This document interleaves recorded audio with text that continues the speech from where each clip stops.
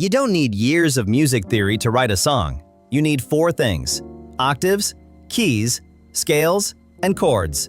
Here is what each one does and how you use it in Logic. So, let's start with the first topic: octaves. A piano keyboard is built from repeating groups of white and black keys. The white keys represent the natural notes: C, D, E, F, G, A, and B.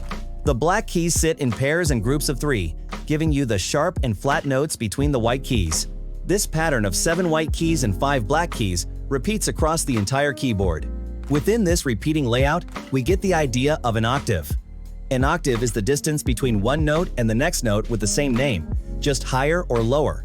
For example, from C up to the next C, even though the pitch changes, both notes feel connected because the higher one vibrates exactly twice as fast as the lower one. That's why octaves sound so stable and natural in music.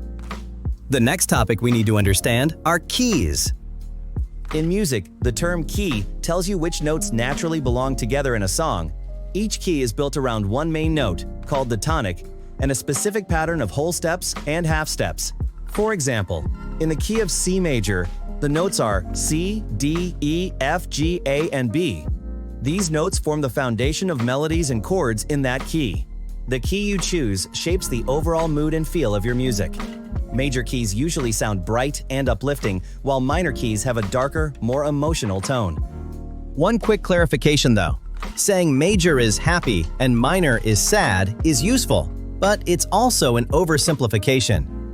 Major keys tend to feel brighter and more resolved, while minor keys often feel more tense or introspective. But the emotion of a song isn't decided by the scale alone. Tempo, rhythm, chord progressions, melody, and sound design usually have a much bigger impact. That's why you'll hear energetic, powerful tracks in minor keys and emotional, reflective songs in major keys. The scale sets the color, but how you use it creates the feeling. If you want the full path from your first idea to a finished song, the link to my school community is in the description. Over 10 courses, feedback on your tracks, and 7 days free to look around. Let's continue with scales. A key tells you which note is the home base of a song and which notes belong together around it. A scale is that same set of notes, but played in order within one octave. So, the key is the overall home, and the scale is the step-by-step path inside that home.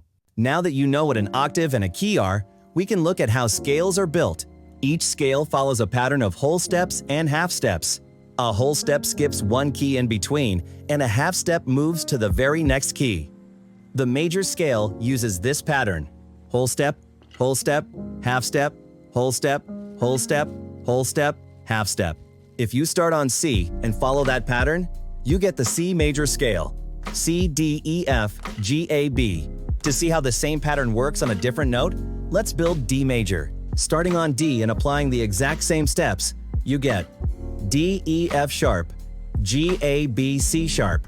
It's the same pattern, just shifted to a new starting point. A natural minor scale uses a different pattern: whole step, half step, whole step, half step, whole step, whole step. If you start on D and follow that pattern, you get D minor, D, E, F, G, A, B flat, C. This step pattern gives the minor scale its darker, more emotional feel. So in summary, choose a key as your starting point.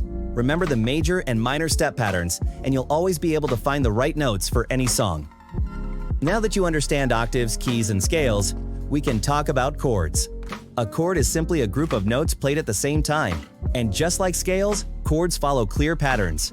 Let's start with the simplest form. If you take any note and add the same note an octave higher, you technically already have a chord. It's very basic, but it shows the idea of stacking notes. Most of the time though, we use something fuller called a triad. A triad is built by taking a note from your scale, skipping one scale step, adding the next note, skipping another step, and adding the next one. That gives you the root, the third, and the fifth. The third is the note that decides whether the chord is major or minor. And here's the simplest way to understand it. If the third is 4 semitones above the root, it's a major third, and the chord is major. If the third is 3 semitones above the root, it's a minor third, and the chord is minor. Your key and your scale automatically determine which one you get. For example, in the C major scale, Building a triad from C gives you C, E, and G. C to E is 4 semitones, so the chord is C major. If you start from D in the same scale, you get D, F, and A. D to F is 3 semitones, so the chord becomes D minor. So you don't have to memorize every chord. You just build triads from your scale, and the interval between the root and the third tells you whether each chord is major or minor. That covers the theory you need to start. If you want the rest of the process, from first idea to finished song, the link is in the description.